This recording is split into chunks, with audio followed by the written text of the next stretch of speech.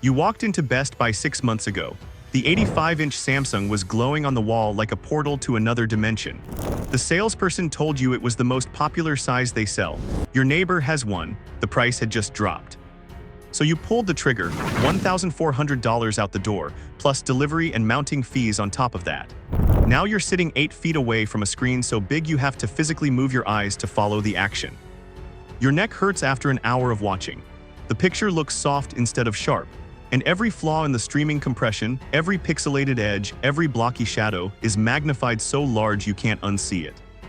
You thought bigger would be better. It isn't, not like this. Here's the part nobody told you in the store: screen size and viewing distance have a mathematical relationship. And most living rooms in America cannot accommodate the screens being sold in them right now. The average US living room has a viewing distance of roughly 9 to 10 feet. RTINGS recommends a minimum distance of 11. 2 feet for an 85-inch TV, and that's for 4K content, which is already being generous about your streaming quality. That gap between what you bought and what your room can handle is costing people hundreds of dollars, sometimes thousands.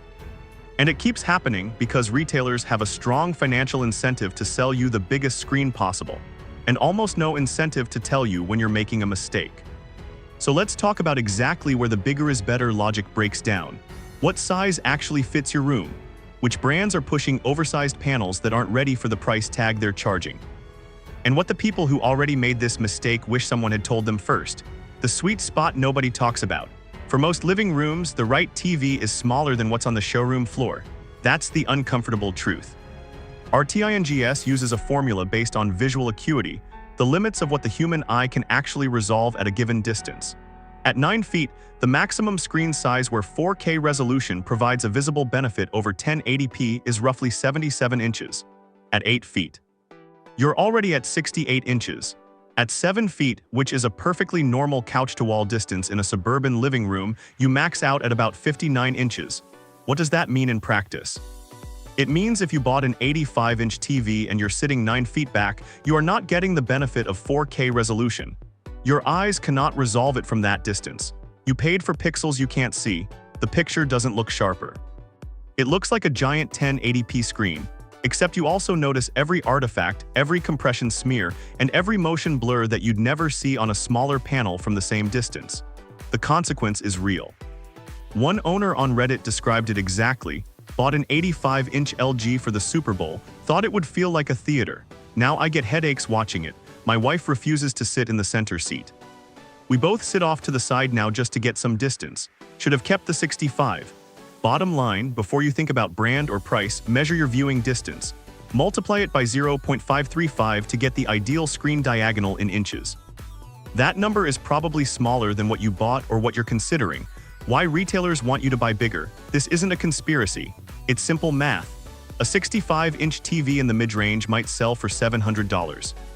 An 85-inch version of the same model sells for $1,400 to $1,600. The retailer makes roughly double the margin on roughly the same amount of floor space. The manufacturer moves a higher-priced SKU. Everyone wins except you. If your room doesn't fit it, Best Buy's floor layout is deliberately designed to make screens look smaller than they are. Ceilings are high, aisles are wide, the ambient lighting is controlled. A 75-inch TV in a Best Buy showroom looks comfortable and proportional.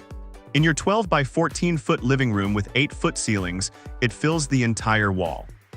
One study by Life Story Research found that TV brand and size decisions are heavily influenced by in-store demonstration environments, meaning people consistently overestimate how a screen will look in their actual home.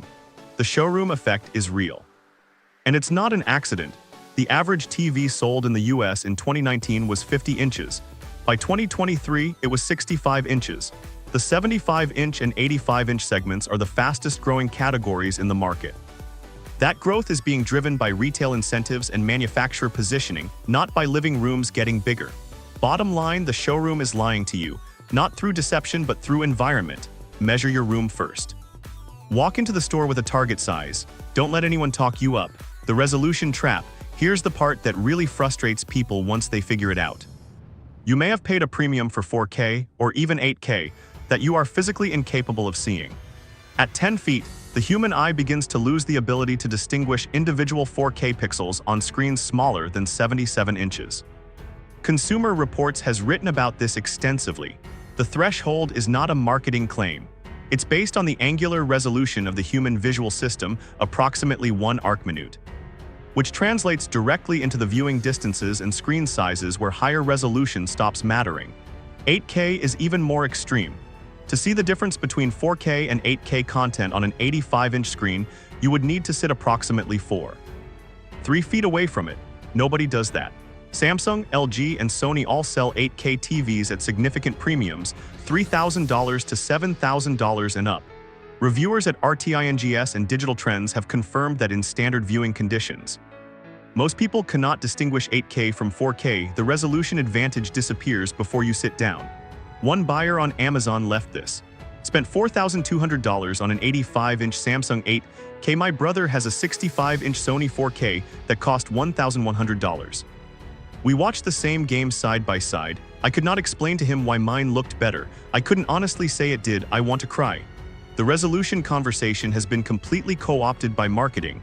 Bigger numbers sell. The actual viewing experience at normal distances tells a different story entirely. Bottom line, 8K is not worth the premium for anyone sitting more than 5 feet from the screen, which is everyone.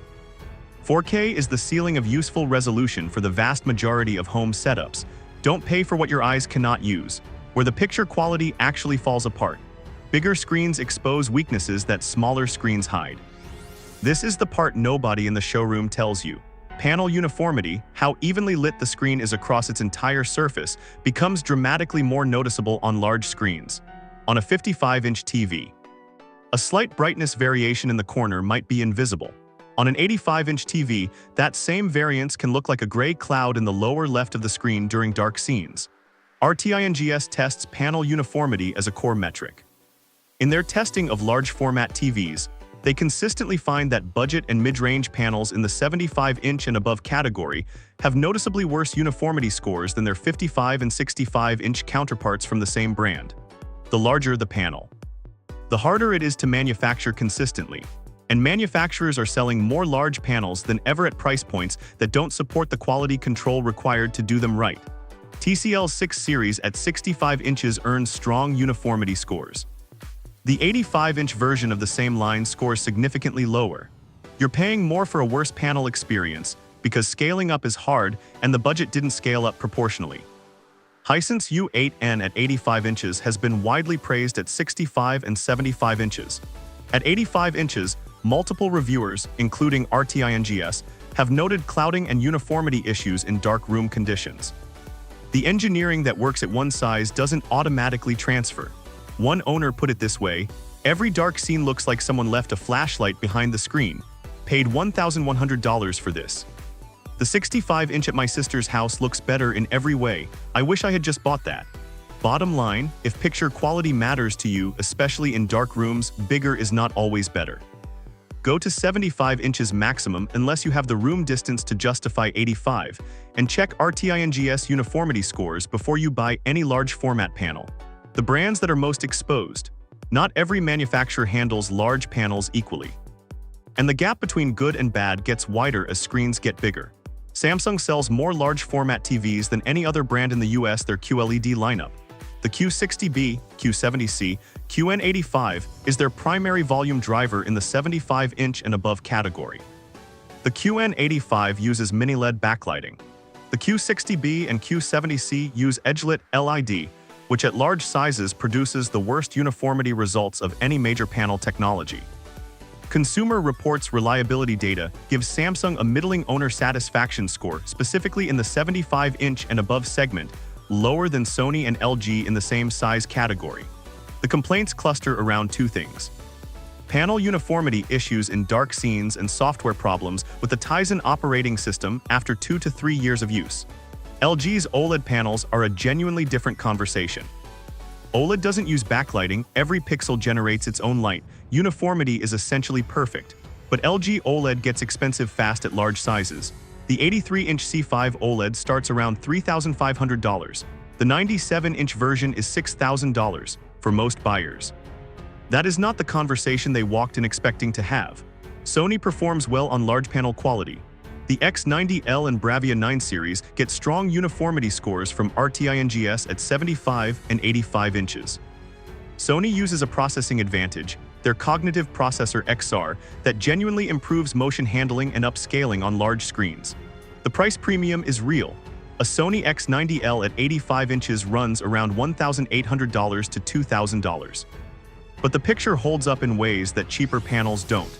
Hisense and TCL are risky at large sizes. Both brands make genuinely good TVs at 55 and 65 inches. At 75 and 85 inches, quality control becomes inconsistent. Consumer Reports gives both brands a fair reliability rating, which translates to a projected 18 to 22% failure rate within 5 years. At that failure rate, buying an 85-inch Hisense U8N for $800 is a gamble. You might get a perfect unit. You might get one with backlight issues at month 14, just past the standard return window. Bottom line, for large format TVs, the brand hierarchy matters more than it does at 55 and 65 inches. Sony and LG OLED are the safest bets for quality at scale. Samsung QLED in the mid-range is acceptable if you check the specific model. Hisense and TCL at 85 inches are a coin flip, the rooms that are making this worse. Screen size is only half the problem. Room setup is the other half, and it's where the real regrets pile up. Most buyers choose screen size based on what looks good in the store, or what fits their budget, or what their friend bought. Very few do any math about room geometry, and the geometry matters enormously. Minimum recommended viewing distances from RTINGS for 4K content: 65-inch TV, 5.4 feet minimum, 8.1 feet recommended; 75-inch TV, 6.3 feet minimum, 4 feet recommended; 85-inch TV, 7.1 feet minimum, 10.6 feet recommended; 98-inch TV, 8.2 feet minimum, 12.3 feet recommended. The average American living room has a depth of 12 to 14 feet, but most couches don't sit against the back wall. Most people are watching from 9 to 11 feet. That puts an 85-inch TV at the very edge of acceptable, and a 98-inch screen definitively outside the range where 4K is adding anything. And that's before you account for room lighting, room shape, or the angle problem. Wide screens create a significant viewing angle disadvantage for anyone sitting off-center. On an 85-inch panel, someone sitting at a 45-degree angle from the corner of the couch is seeing a materially different picture than someone in the center seat. On a 65-inch panel, that falloff is far less noticeable. One Reddit user nailed it: "We have a sectional. Me and my wife sit on different sides. On the 85-inch we bought, one of us always has a worse picture. She sees washed-out colors from her angle. I sit closer and it's overwhelming. My old 65-inch was better for how we actually watch TV." Bottom line, your room shape, seating layout, and viewing distance should dictate your screen size, not your budget ceiling or what the store recommends. If your sofa puts you at 9 feet or less, 75 inches is the practical maximum for most people. The upgrade cycle trap. Here's the piece that closes the loop, and it's the part the industry is quietly counting on. TV manufacturers have largely run out of meaningful innovation to sell. 4K is essentially universal. HDR is table stakes. OLED has been around for a decade. The honest answer is that a good 4K TV from 2021 is still an excellent TV in 2026. There is no compelling reason to upgrade it, so they sell you size. The pitch is simple. If better resolution isn't a reason to upgrade, maybe bigger is. 75 becomes 85. 85 becomes 98. 98-inch TVs now start at $1,500 on Hisense and go up to $14,000 on Samsung's The Wall. The category is growing because the industry needs it to grow. The problem is that most homes have already reached the ceiling of what makes sense. At 85 inches, the average living room is at or past the point of diminishing returns. More screen doesn't mean more enjoyment. It often means more fatigue, more visible compression artifacts, and more awareness of how poorly most streaming content is actually encoded. Netflix streams at 15 to 25 Mbps. That's not a lot of data for an 85-inch panel. Disney Plus tops out at 40 Mbps for 4K. Amazon Prime Video varies wildly. On a 65-inch screen, you don't notice the compression unless you're looking for it. On an 85-inch screen, compression blocking in fast-motion scenes is visible. On a 98-inch screen, you're watching the limits of streaming infrastructure scaled to something your living room was never designed to display. One owner summed it up perfectly: "I bought the 98-inch because I thought it would be cinematic. It's not. It's like sitting in the first row of a movie theater. My eyes move constantly, I notice every flaw. I watch on my 27-inch monitor in the bedroom more than my living room now. I spent $2,800 on a TV I avoid. Bottom line. The upgrade cycle is engineered to sell you size as a substitute for innovation. Resist it. If you already have a 65-inch 4K TV from 2020 or later, you almost certainly do not need a new one, regardless of what the current sale prices look like. What to actually buy and when? Here's the honest buying guide based on everything above. If your viewing distance is 7 to 9 feet, buy a 55 or 65-inch TV. Don't let anyone talk you into bigger. You will not be disappointed, you will be comfortable. For picture quality at 65 inches, the Sony X90L at roughly $1,100 and the LG C5 OLED at $1,500 are the top two options right now. The OLED is worth the extra money if you watch a lot of dark content or movies. The Sony is the smarter all-around pick for sports and mixed use. If your viewing distance is genuinely 10 feet or more, 75 inches is reasonable. The Sony Bravia 7 at 75 inches runs about $1,400. Strong uniformity, excellent processing. LG QNED at 75 inches comes in around $900 and offers better than average uniformity for that price range. If your room is large, dedicated home theater, open plan, 12 feet of viewing distance or more, 85 inches is defensible. Spend the money for quality. Sony Bravia 9, LG OLED Evo, or Samsung QN85. Avoid budget 85-inch panels. The panel technology at that size requires engineering that budget brands haven't paid for. Do not buy 98 inches unless you have a purpose-built media room, which means minimum 13-foot viewing distance, controlled lighting, and acoustic treatment. It is not a living room TV. Do not buy 8K, there is no content ecosystem that justifies it. The premium is $2,000 to $4,000 over comparable 4K. That money does not buy you a better picture in any real-world viewing scenario. The three things you need to remember. 1. Screen size and viewing distance are math, not preference. Calculate your distance before you walk into any store. 2. Bigger panels expose quality problems that smaller panels hide. Check RTINGS uniformity scores for any panel 75 inches and above before you buy. 3. The upgrade from 65 to 85 is not the same as the upgrade from 40 to 65. That first jump changed everything. The second one might just give you a headache. The biggest mistake people are making right now is buying the largest screen they can justify financially instead of the largest screen their room can actually use. Those are two different numbers, and the gap between them is where the regret lives. What's the largest TV you've owned, and did the size actually work for your room? Drop it in the comments, especially if you ended up regretting going that big. And if this saved you from an expensive mistake, subscribe. There's a lot more of this coming.